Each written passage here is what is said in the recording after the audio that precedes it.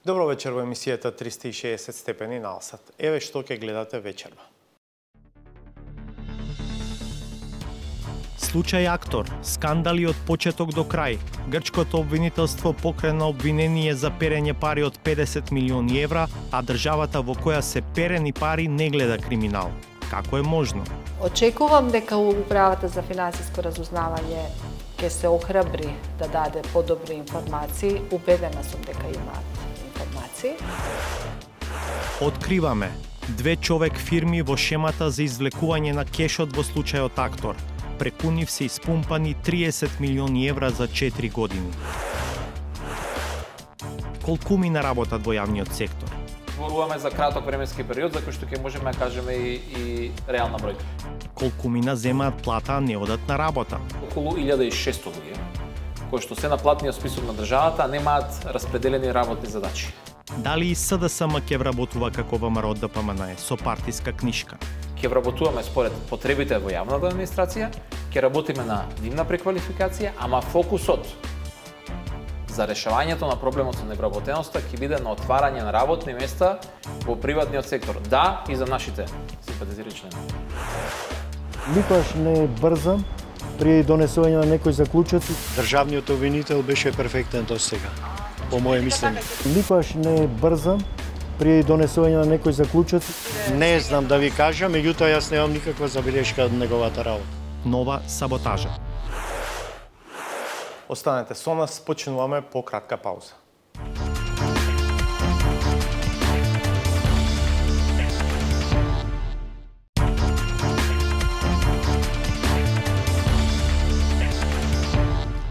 Гледате 360 степени. Веста дека грчкото обвинителство покренува обвинение против градежната фирма Актор за перење пари во висина од 50 милиони евра при изградбата на автопатската делница Демиркапија Смоквица ја алармира јавноста во Македонија за прашањето. Зошто нема резултати од истрагата за овој случај во земјава?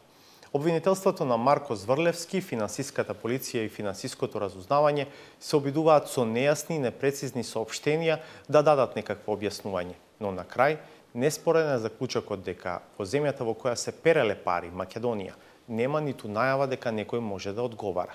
Барем за сега. А случајот за цело време, од тендерот па во секоја следна фаза, го следат сомневања за изигрување на законските правила. Студиите направени од институциите предводени од кадри на ВМРО ДПМН покажуваат дека 28 километри автопат ќе чинат околу 150 милиони евра, но договорот склучен со Актор е речиси двојно поголем. Случајот дополнително интригира ако се знае дека прво, грчката фирма е избрана во екот на силна антигрчка кампања во Македонија, оркестрирана токму од работодавачите на Актор, и второ дека грчката фирма реши да гради дел од автопатот Александар Македонски, за чие преименување имаше жестоки реакции во грчката јавност. Владимир Мирчевски го има сижето за случајот. Овие снимки од автопатот Демиркапија Смоквица медиумите ги добија минатиот месец како дел од маркетинг кампањата на грчки Актор за тоа докаде изградбата на 28 километри за кои ќе бидат платени 270 милиони евра. Но допадливите снимки не можат да го покријат фактот дека целиот проект е сомнителен во секоја фаза, од самиот почеток. Од 15 изведувачи пријавени во 2011-та, Актор беше избран во најмала рака проблематичен процес. Беа променети условите за избор на најповолен понудувач и со тоа беше елиминирана понудата на италијанска компанија далеку поевтина од онаа на грчки Актор. Чудно беше кога владата на Груевски ја избра за најповолен понудувач грчката компанија Актор, иако од една италијанска компанија имаше понуда пониска за цели 40 милиони евра. Второ, чудно беше зошто за автопат долг само 28 километри се потребни 271 милион евра, по 10 милиони евра за 1 километар на автопат.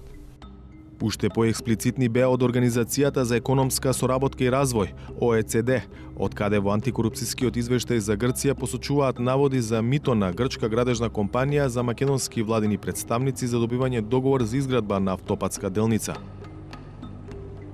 Случајот се реактуализира во 2014-та, непосредно пред парламентарните избори. Тогашната опозиција обелоденува нов скандал поврзан со истата автопатска делница. Грчки државјани извлекувале кеш пари и ги предавале на сметководителката на Актор. Овие документи покажуваат дека во еден ден од иста банка, Стопанска банка Скопје филијала во Неготино, повеќе лица од Република Грција во Македонија преку фирмата Актор подигнале кеш во милиони евра. Кеш парите што ги извлекувале грчките државјани во Неготино не се изнесени надвор од Македонија. Прашуваме, каде се 216 милиони денари или 3,5 милиони евра? По овој прес, Управата за финансиско разузнавање соопшти дека навремено, уредно и во согласно со ингеренциите ги презела сите мерки, активности и процедури.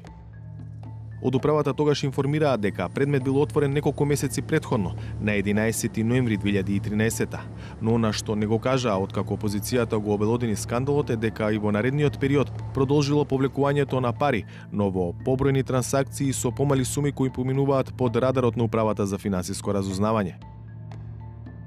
Паралелно со незаинтересираноста на институциите, проектот за кој има сериозни индиции за криминал, тогашната владеачка гарнитура го користи во промотивни и предизборни цели. До нова година се што е поврзано со асфалтот и банкините ќе биде готово, останува само после нова година електрификацијата во тунелите. И мостовите. И еден-два моста да се доврши, така? Не, мостовите. Електрификација на мостовите. Да, и таму ќе имаме. Грчки медиуми вчера објавија дека грчкото обвинителство за борба против корупција поднесе обвинение против Актор за перење пари и проневера на 50 милиони евра по претходна истрага во која учествуваше и Европската служба за борба против измами, ОЛАФ. Финансиската бомба во Грција во земјава ги возбуди само медиумите, иако шемата покажува дека незаконитостите се правеле токму во Македонија. Надлежните институции излегоа со соопштенија кои сугерираат дека ситуацијата во Македонија е чиста. Во Македонија досега не е детектирано кривично дело. Во нашата држава и ОЛАФ спроведуваше проверки и не се утврдени инкриминирани дејства, изјави од финансиската полиција. Од јавното обвинителство потврдија дека ОЛАФ ги информирал дека истрагата за Актор е затворена и дека има сомневања за сторени кривични дела. Истовремено, тврдејќи дека резултатите се пратени само во Грција, но не и во Македонија. Дополнително 360 степени дојде до сознание дека во шемата за извлекување пари се вклучени 2 човек фирми регистрирани во Македонија во сопствеништво на грчки државјани. Во интерес на истрагата и мињата до кои дојдовме нема да ги објавиме, но проверивме во институциите и дојдовме до податоци дека во периодот од 2013 до 2016 преку едната од овие човек компании, која формално била подизведувач на Актор, се испумпани 20 милиони евра. Преку другата човек фирма за истиот период од 4 години се извлечени 10 милиони евра.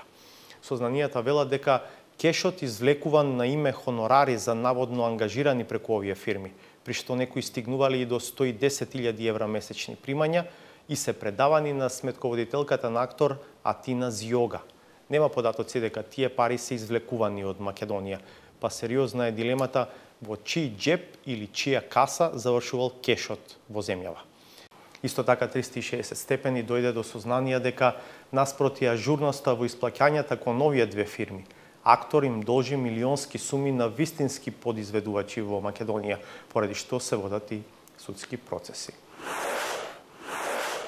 Добро вечер и добре дојде. Вечер ви велам на Сладжана Тасева, прв човек на Transparency International Македонија. Добро вечер. Жена чија експертиза е токму во областа на перење пари. Благодарам што сте со нас.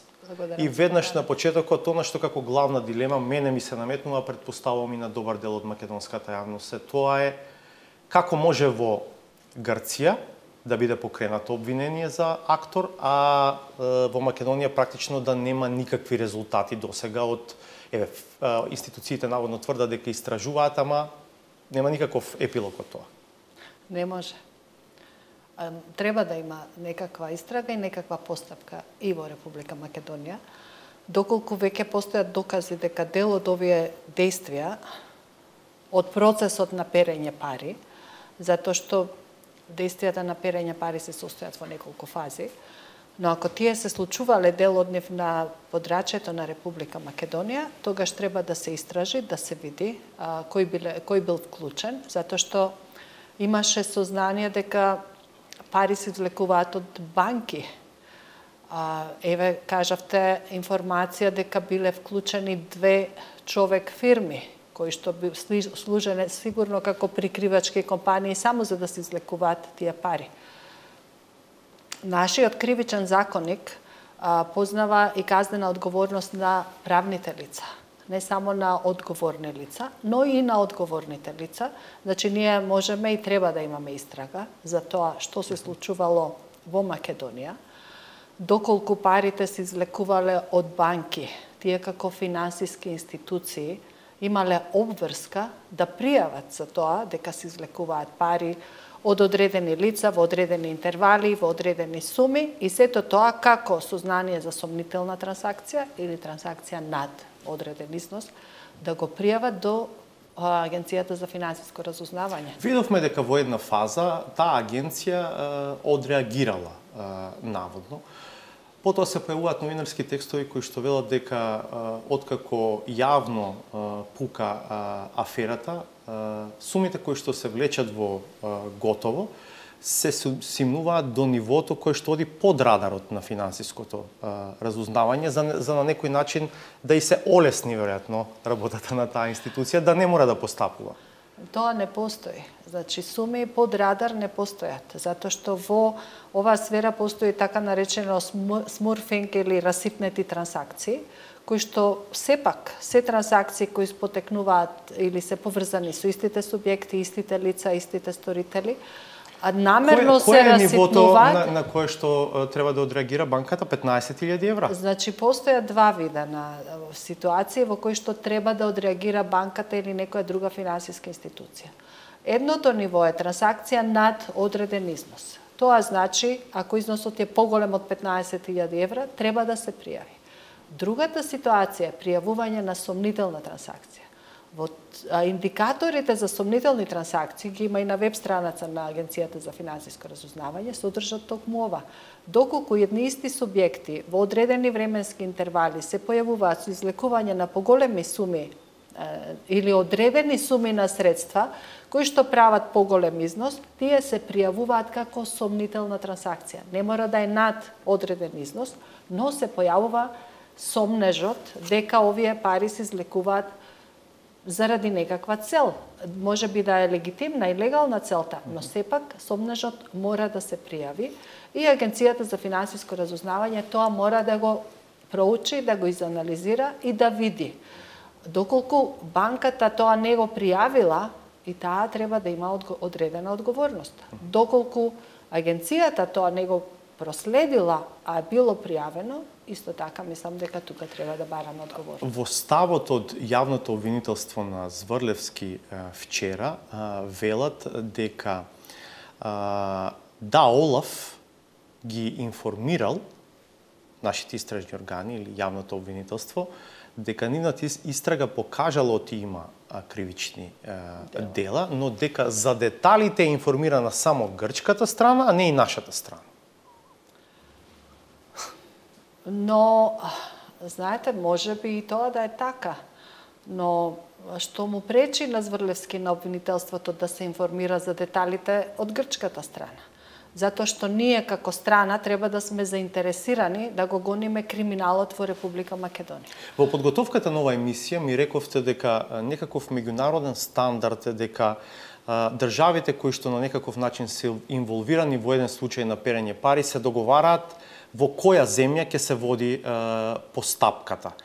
Можно ли е во овој случај да станува збор за такво нешто? Нашите истражни органи да се согласиле да ја префрлат топката на грчка страна, на тој начин, на некој начин, ослободувајќи си себе си од непријатна ситуација да постапуваат во овој случај? Тоа е можно и во случаите на организиран криминал, и во случаите на перење пари, каде што се вклучени поголем број на држави и поголем број на субјекти, заради економичноста и ефикасноста на постапката, таму каде што се наоѓаат најголем дел од субјектите кои се опфатени со одреден кривично правен настан, може да бидат судени на исто место.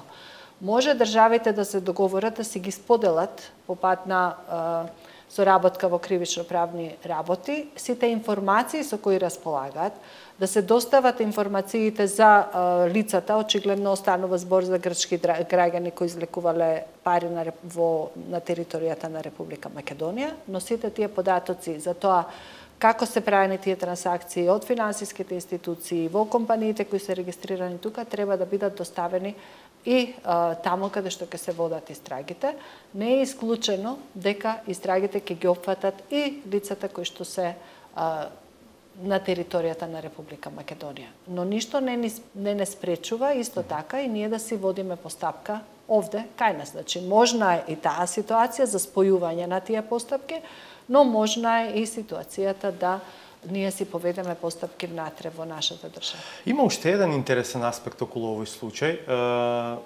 Редовното обвинителство на Зврлевски води некаква постапка од која што не може да се разбере до каде, зошто е до таму и така натаму.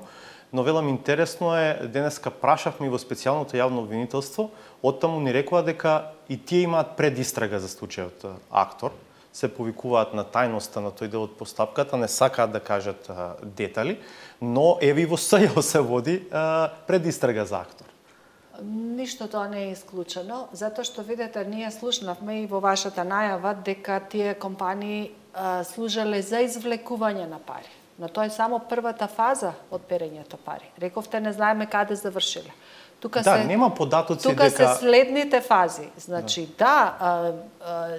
тие не треба некаде да се пласираат, треба некаде да се влеат, да се интегрираат, да се сокријат тие пари. Значи, тука е действието на перење на пари. Значи, покрај тоа што биле извлечени, треба да видиме и каде отишле и зашто биле искористени, затоа што ако тие пари се нелегални или се потекнуваат од нелегални фондови кои што неправилно или незаконски се извлекувале, треба да видиме и каде завршиле.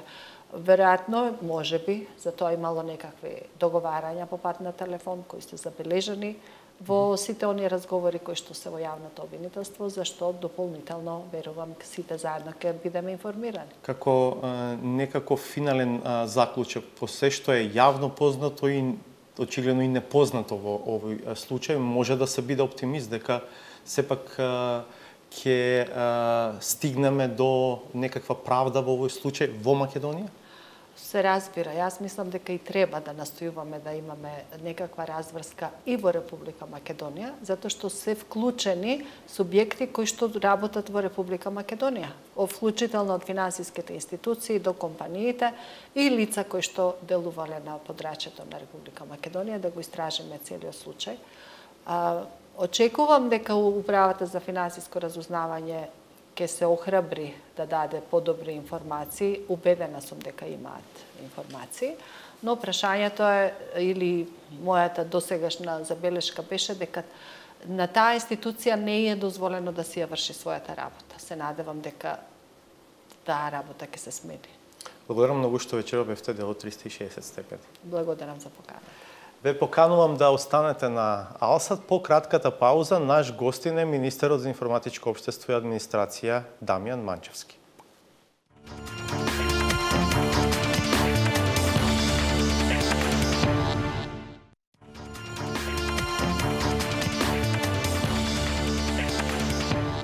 Еве на назад со емисијата 360 степени. Наш и ваш гостин вечерва е министерот за информатичко општество и администрација Дамјан Манчевски.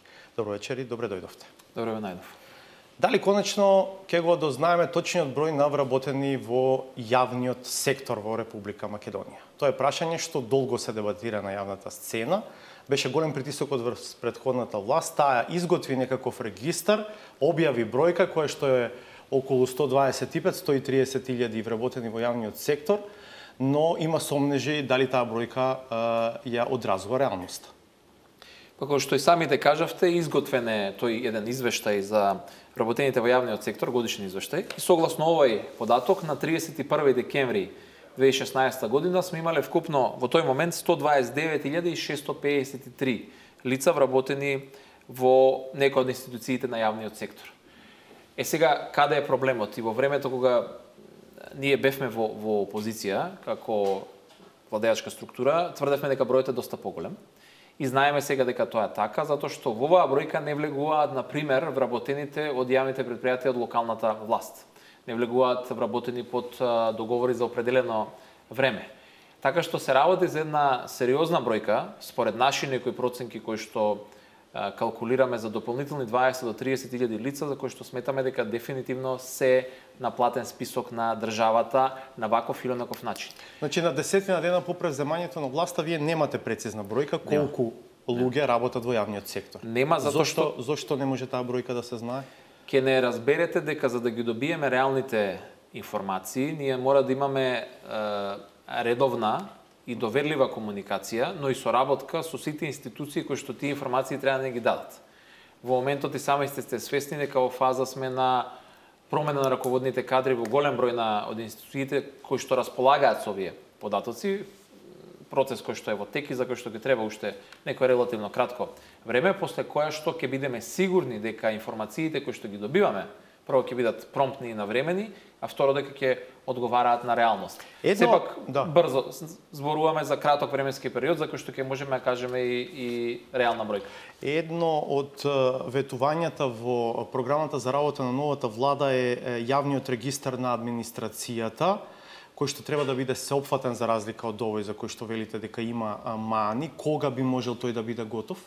Под прилика се работи за истиот временски рок. Значи, јавниот регистар постои. Да, постои, но тој доколку е недоволно познат на јавноста, очигледно треба да работиме и да сите да знаат дека може да добијат пристап до овие информации, нормално така треба. Но пак ќе кажам, поврзано е со добивањето на информациите кои што ги добиваме од институциите. Битно е да ги поставиме луѓето на местата за да кои што ќе знаеме дека не ги даваат реалните информации. Јас не велам дека сите анблок кажувале лажни податоци и така натака, но очигледно е дека до сега имавме проблем со тие луѓе на тие позиции да ја добиеме реалната бројка. Поголема е и апсолутно немаме никакви стеги, ниту кочници да сегашната влада да ги објави реалните бројки во многу брзо време. А знаете ли колку луѓе земаат државна плата, а не одат на работа?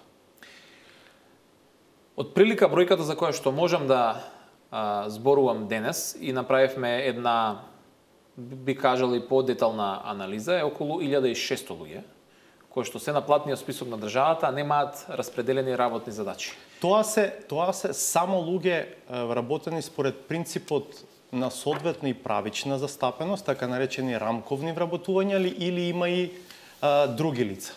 Значи, она што се податоците кои што формално и официјално ние располагаме, се тие. Значи, само оние кои што се вработени заради правичната застапеност, што не значи дека се од една етничка заедница.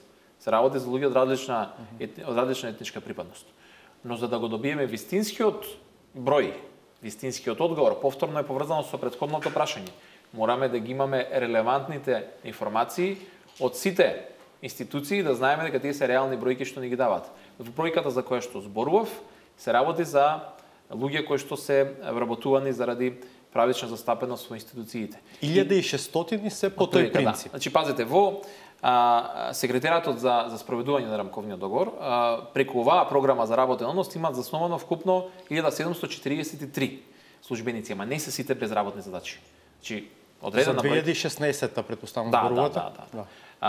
Видете, согласно законот никој не смел да се вработува после тоа, само што во моментот со одлука на влада се прави ревизија на одредени постапки кои што се случувале и од 1 август 2016 година до денот на формирање на влада, кога во овој период не смееше никој да се вработува, напредува или има и тогаш вработување. Имаме колку? Бројката точна сега ќе утврдиме, значи во моментот се прави ревизија. Се работи за вкупна бројка што ја испитуваме во периодот помеѓу 1 август до 1 јуни, фактички денот на формирање на владата, од околу 250 и нешто луѓе. Точната бројка ќе ме дозволи дека точно не ја знам. Што значи тоа дека ако тие вон процедура и вон тоа што го дозволуваат правилата за таков период биле вработени, дека ќе останат без своите работни места? По закон да, но не нужно значи дека сите се такви случаи, затоа што голем дел од тие постапки ги почнале па се прекинале, значи ако е прекината во одредена фаза, тука немаме проблем, или е планирана со претходна програма за вработување, но се работи за одредена бројка која што веќе сме сигурни дека дека има простор за дека е тоа незаконско. Сепак анализата е во тек. Министерството е задолжено со одлука на влада од втората седница на влада за ревизија на овие вработувања и верувам дека многу брзо ќе излеземе со конкретни податоци и со извештај пред владата. Добро. Сега да ве вратам на таа бројка од 1600 за кои што велите дека се вработени, земаат плата, но не се распоредени на работни места, немаат работни задачи, практично не одат на работа. Во владината програма пишувате дека веднаш ќе ги објавите податоците за бројката на нераспоредени државни службеници и ќе усвоите план на нивно итно распоредување на работни места и професионален ангажман. Што значи тоа итно? Видете, веднаш. Да. Значи веднаш кога ќе ги имаме воспоставено механизмите на системот за да можеме да функционираме. Оваа влада е во функција 8 ден, 9. Така што навистина уште неколку дена ќе не бидат потребни за оваа работа. Сепак она што веќе го видов не само од кадровската поставеност во моето министерство, туку и во останатите органи на управата со кои што имав можност да се сретнам овие само неколку дена, е дека во јавната администрација кај нас точно дека постои, ако ме прашате, превработеност.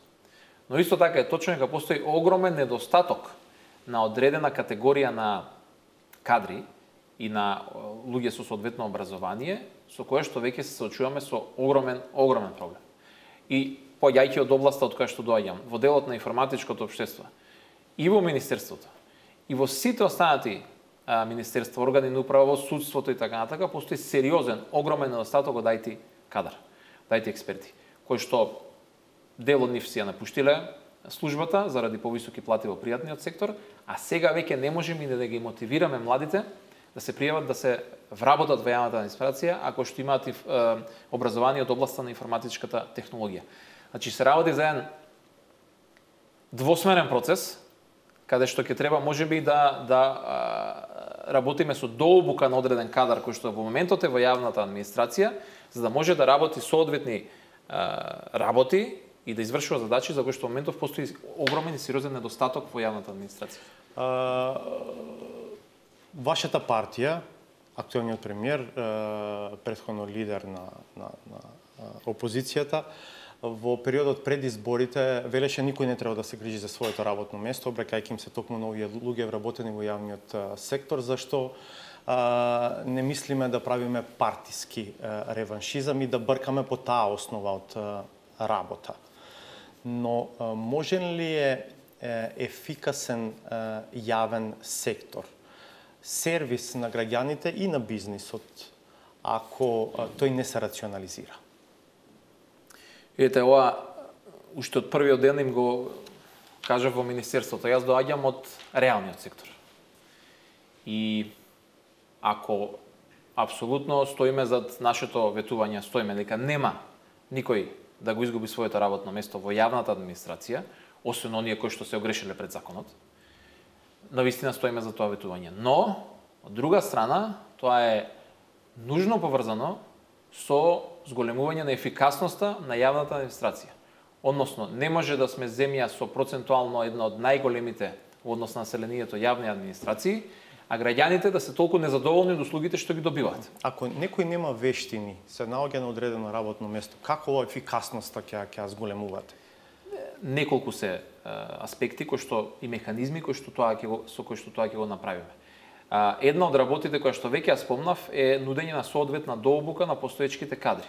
И тука зборувам и за зголемување на капацитетот и на постоечката академија за обуки за јавна администрација, што веќе постои, ниту нема скоро никаков капацитет, но исто така зборувам и за ред на мерки кои што веќе ги понудивме во програмата. Рековме дека одреден број на институции од кои што граѓаните вадат документи, имаат потреба од услуга и сервис, ќе работат двосменски, односно ќе бидат достапни услугите до 20 часот. Ќе го зголемиме бројот на услуги кои што ќе се нудат по електронски пат. Зад тие операции повторно стојат луѓе. Значи, знаете како кај нас луѓето велат ќе направиме софтвер, има некакво компјутерско решение, бази на податоци и така натака, ама тие бази човечки фактор ги полни на крајот на денот. Едношалтерскиот систем навистина сакаме да заживее. Што значи тоа? Веќе се подготвува во министерството една просторија тука во центарот на Скопје, каде што ќе се нудат на еден шалтер, граѓаните ќе можат да вадат поголем број, 11, 12, доке 15 различен вид на документи за кои што сега треба да шетат на различни шалтери. Овој тип на услуга Сакаме да го понудиме и низ другите градови во Македонија. Една од можностите за тоа е постоечките, да речеме, интернет клубови на Министерството, кои што во моментот се користат само за пристап на интернет, да бидат трансформирани во ваков тип на контакт точки за граѓаните. Значи, постојат ред на механизми со кои што, доколку се има волја, доколку се сака, доколку некој се посвети на тој процес, ќе може јавната администрација да стане многу поефикасна за граѓаните, но од друга страна, и вработените во јавната администрација бидат многу помотивирани за да даваат подобри услуги.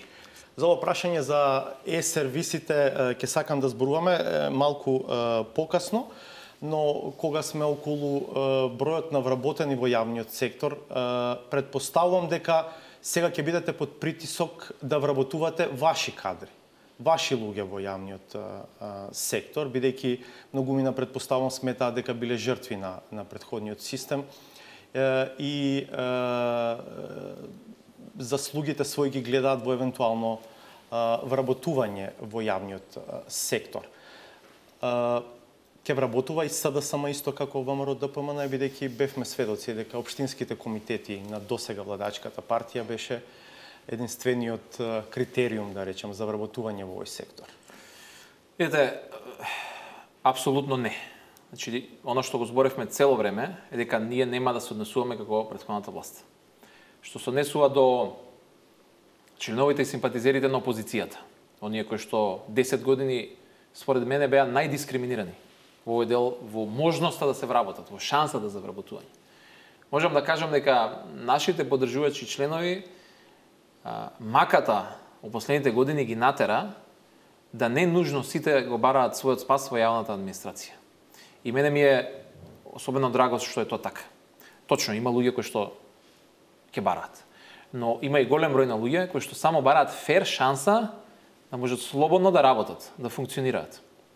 Тоа се луѓе кои што имаат амбиции да отворат собствен мал бизнис. Тоа се луѓе кои што имаат амбиција да работат во приватен сектор, ама повторно затоа што биле симпатизери на СДСМ или опозицијата, газдите не се чувствувале лагодно да ги вработат.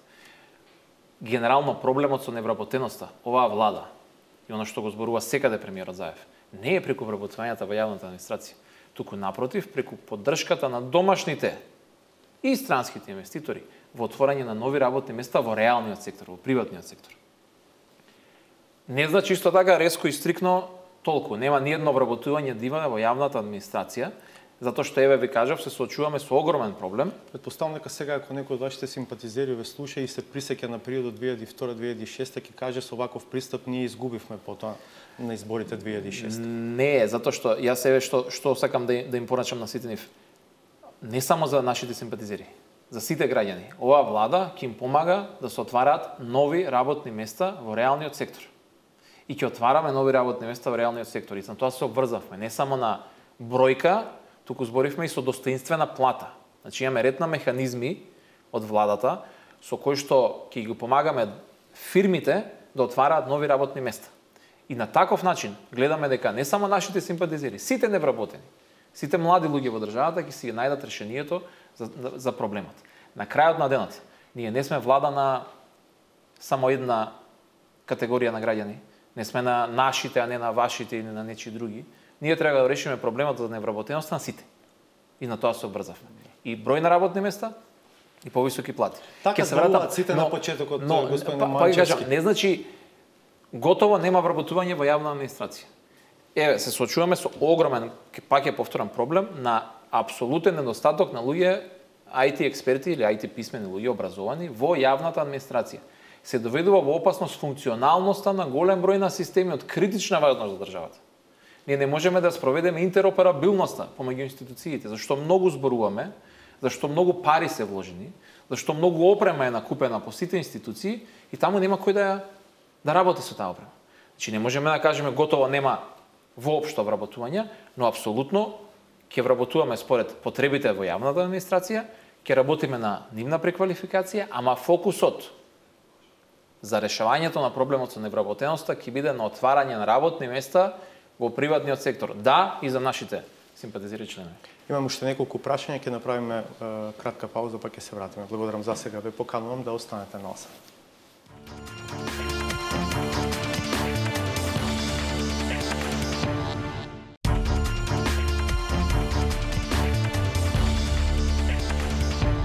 Го продолжуваме разговорот со министерот за информатичко општество и администрација Дамјан Манчевски.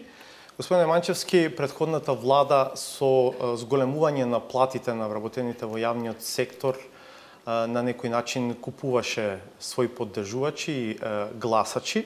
Во програмата за работа на новата влада пишува дека платите во јавниот сектор ќе се зголемуваат врз основа на растот на македонската економија. Што значи ова? Дали ако економијата порасне за 3%, да речеме, во претходната година, во следната платите ќе се зголемат за 3%?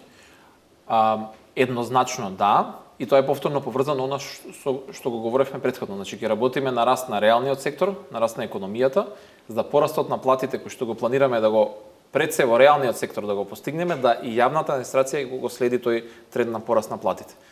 Како што рековме, целта е до крајот на мандатот просечната плата во Македонија да е 30.000 денари.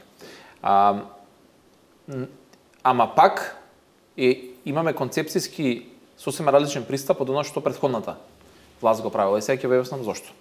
Во Законот за административни службеници се ставени на еден куп сите. Јавна администрација, судска служба, здравство, сите се. Сега, утро бев на една дебата во Ману, каде што се жалеа луѓето вработени во академијата дека се во јавната администрација во категорија на даватели на услуги. Што сега е мене малце и не ми звучи многу соодветно. Од друга страна, веќе го зборев проблемот на немањето на можност да се ангажира и соодветен писмен IT кадар. Никој млад електроинженер, програмер или било што IT писмен, нема да ви дојде да работи во јавна администрација за 20 до 30.000 денари плата. Како ќе направите таа диверзификација во платите? Ќе мора да го отвориме Законот за административни службеници и ќе мора малку да ја согледаме реалноста и што е состојбата на пазарот на трудот. Затоа имав средба и со синдикатот НУПОС во текот на вчерашниот ден и тие го бараат истото. Значи не можеме сите да ги ставиме во еден калап и да речеме ова е законот и готово, нема мрдање веќе од тоа. Мораме да разговараме со луѓето, сакаме широка консултација со сите и ќе ги решаваме состојбите чекор по чекор во однос на различна категорија на професии на различен начин. Не значат ова огромни системски измени. И ние веќе во Министерството сработен документ што се нарекува Нацрт стратегија за реформа во јавната администрација, сработен од претходната администрација. Предвидува и вакво нешто? Предвидува, воопшто не предвидува проблем, дека е проблем отварањето на Законот за административните службеници. Например, дали тестот по англиски јазик TOEFL ќе се полага или за психолошкиот тест ќе се полага, апсолутно не ја тангира стратегијата. Стратегијата е во сомислење и на Сигма и на сите други релевантни меѓународни фактори кои што се надлежни за реформа на јавна администрација. И овој документ исто така ќе го отвориме за јавна дебата веќе од текот на следната недела, кај што сите ќе бидат повикани и ќе дадат своите мислења. Ама ќе мора да го отвориме Законот за административни службеници. Затоа и вчера разговаравте, веќе ја спомнавте вашата средба со представници на синдикатот на правата и вработените во правосудството, синдикатот на УПОС. Тие бараат да се отвори Законот за административни службеници, меѓу другото и за да се предвиди можност за склучување колективен договор. Дали сте волен вие и владата за таков тип на интервенција во законот? И што ќе значи тоа? Да, веќе разговарав со нив во текот на вчерашниот ден. Знам дека тоа е долго време нивно барање, не е единствено, имаат повеќе барања. Ние сме апсолутно спремни да разговараме на таа тема и да влеземе во преговори за прво промена на законот. Знаете како законот вели, односите, условите за вработените во јавната администрација може да се регулираат или со закон или со колективен договор. И сега имаме кај нас закон кој што пак ви реков во еден калап се ставени сите и не е флексибилен. И имаме законска можност, че вика или со колективен договор, да, тоа го решиме и со колективен договор. Значи ние сме спремни да почнеме преговори со синдикатот за колективен договор. Што тоа ќе значи, не знаеме се уште, ќе видиме во зависност од барањата на синдикатот во делот на колективниот договор. Апсолутно не значи дека ќе се согласиме на се. Но тој дел ќе си го водат, ќе се решава во преговорите и особено во зголемената улога на економско-социјалниот совет и на економско-социјалниот диалог кој што сакаме да го дадеме во целиот следен период. Значи да, сме подготвени за таа работа. Бараат флексибилно работно време за вработените во администрацијата. Да, се согласуваме со да. Сакаме да разговараме за времето, од кога до кога. Еден предлог е од 7:30 до 8:30 сабајле да се почнува да се оди на работа, од 15:30 до 16:30 да завршува работното време. Да објасниме за гледачите, тоа значи дека вработен во јавниот сектор ќе може да избере дали ќе оди во 7:30, во 8 или во 8:30 на работа, да. И дали соодветно на тоа да. денот ќе му заврши во 15:30 или 16:30. Да. Сакаме да излеземе во пресред на барањата на луѓето. Знаете како, деца во училиште, сообраќаен хаос, пикови се, ќе растеретиме се исповрзано. Ќе растеретиме, се надеваме малку и гужвата во големите градови. Јавниот превоз влија и на загадување, се исповрзано. И затоа апсолутно сме подготвени не само за синдикатот НУПОС. Сите оние чинители во општеството кои што на некаков начин се поврзани со реформа на јавната администрација. Отворена е вратата, ги повикуваме на дебата, сакаме да се консултираме и ги прифаќаме и дел од нивните предлози. Доколку нешто не сме во можност да се договориме, сакаме да го аргументираме зошто тоа не е така. Но еве, стартот со синдикатот беше добар, само почеток е, апсолутно ги повикуваме понатака да бидат критичар на власта, за да можеме да постигнеме подобри решенија. Немаме уште многу време, ги споменавме еднаш сервисите за граѓаните.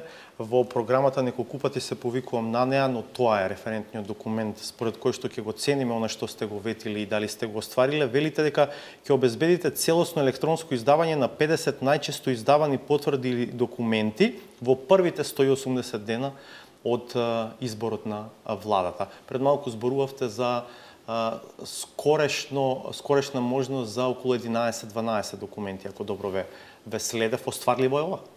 Се уште работиме на анализа, ние викаме функционална анализа на тоа што во моментот се работи во администрацијата. Јас сметам дека апсолутно можеме да целиме се уште кон оваа работа, затоа што голем дел, значи, пак ќе кажам, не почнува светот од нас. Некои работи се имаат веќе сработено и она што добро било работено и од претходната администрација, апсолутно ги продолжуваме тие проекти.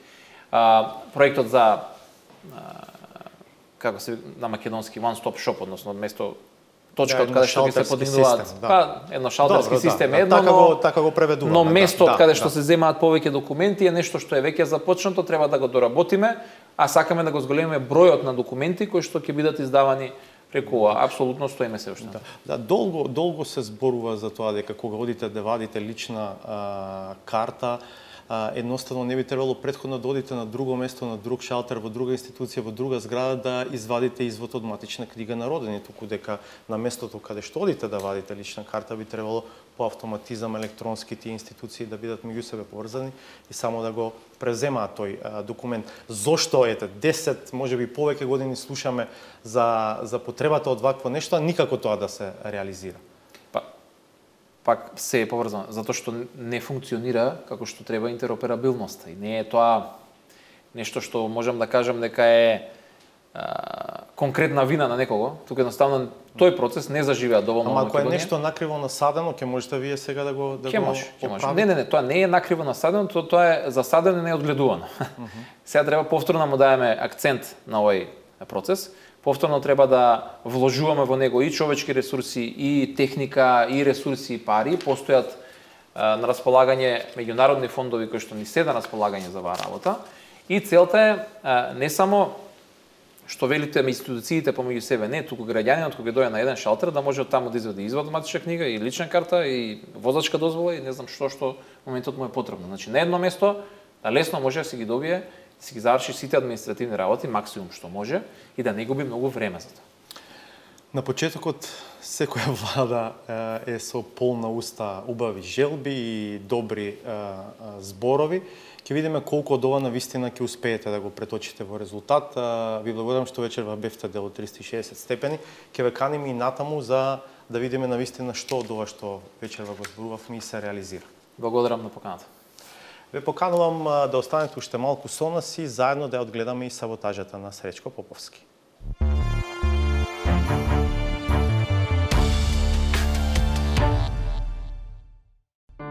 Генералната перцепција за октроираниот систем не е само општ впечаток за состојбата, туку е факт подкрепен со практични примери низ кои јасно се воочува начинот на кој луѓето, блиски до структурите на моќта, само се адаптирале на концептот на нивна неказнивост.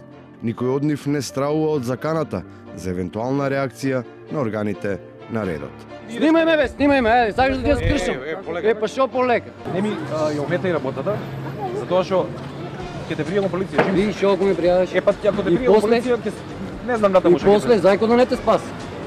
Или Трајко. Кој тој зајко? Па не знам кој е зајко Трајко.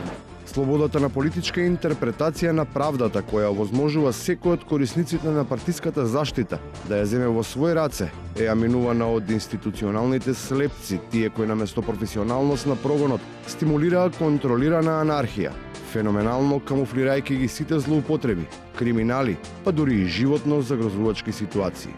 И ним, навистина, треба да им се симне капата. Никогаш не брзам при донесување на некои заклучоци. Државниот обвинител беше перфектен до сега, по моје мислење. Никогаш не брзам при донесување на некои заклучоци. Не знам да ви кажам, меѓутоа јас немам никаква забелешка од неговата работа. Кога некој од неперфектните ќе ја утнал работата па спротивно на партиските обичаи и ќе се одважил да го применува пишаното право, на сцена стапувале лицата чии имиња биле подвлечени во министерските тефтерчиња, подготвени да ги исчистат како даруваниот кристал, валканите политички наредби. Затоа и не треба да зачудува кога нивните челници, соочени со прашањето за одговорност, велат дека во основа сите судии треба да го познаваат правото, но тоа не значи дека мора и да го применуваат во основа. Значи сите сме ние судии, треба во принцип да сме професионалци, да го познаваме правото, да ги познаваме законите и Уставот на Република Македонија. И сите се прашуваат како ќе бидеме ние сите аут, па после тој што заслужува ќе биде избран за судија повторно.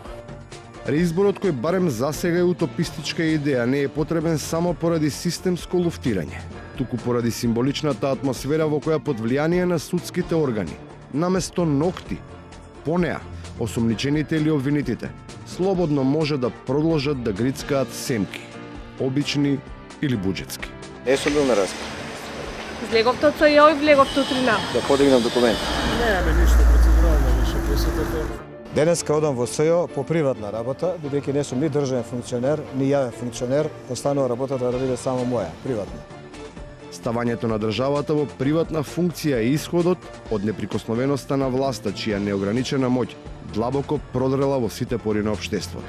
Сето тоа гарнирано со незаузданоста која не само што немала контрола, туку била и потикнувана со градењето култ на личноста, создавајќи од демократската република плодно тло да стане кичеста монархија, за чие луксузирање сега треба да плаќаат генерации и генерации, на кои долгот, па и по нивно признание, ќе им биде единствената цврста врска со татковината која им ја граделе патриотите. Во однос на тезите за некаков скриен долг во износ од 1 милиарда евра, премногу е краток временскиот период во кој што имаме нова власт за да може да се утврди износ на евентуално некаков си скриен долг. И на крајот, за тие што добро знаеа што се крие, ама не сакаа да отворат устата. Фино изгледа вака кога новинари од повеќе медиуми ќе се соберат и ќе поставуваат прашања, иако за волја на вистината изминатиот период сликата беше малку поразлична. Голем дел од присутните овде доаѓаат од медиуми кои практично слугуваа на претходната владеачка гарнитура. Карактерот и менталитетот тешко се менуваат. Тој што еднаш бил, веќе не може да биде ништо друго освен слуга. Гледавте 360 степени. Благодарам што бевте со нас. Ќе се видиме в понеделник од 22:30. Пријатно.